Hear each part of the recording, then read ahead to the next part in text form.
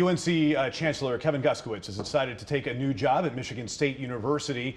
Obviously, a lot of reaction on campus today, and Michael Perchik is working on that for us right now live in Chapel Hill. Michael.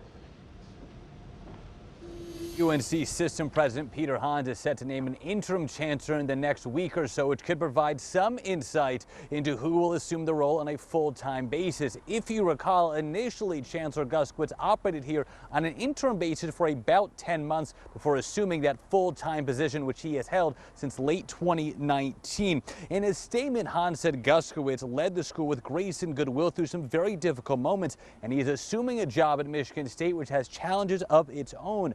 Back here to Chapel Hill, questions swirl over what drove Guskiewicz's decision to leave after nearly 3 decades. One speculated reason, the influence of politics into university operations. Tom Ross, who previously served as president of the UNC system, believes the current makeup and powers of the board of governors and board of trustees could play a role in who assumes that the chancellorship role.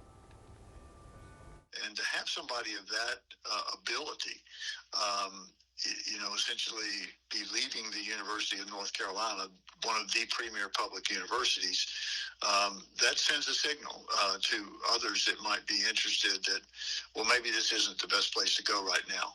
And that's a shame.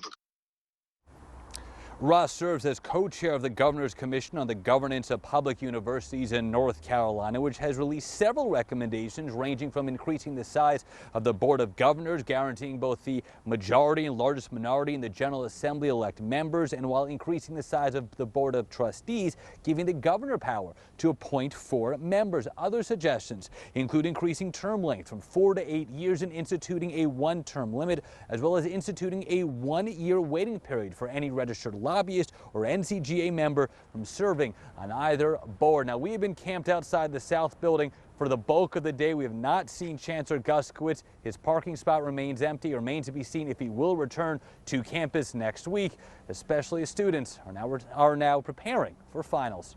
In Chapel Hill, I'm Michael Perchik, ABC 11 Eyewitness News.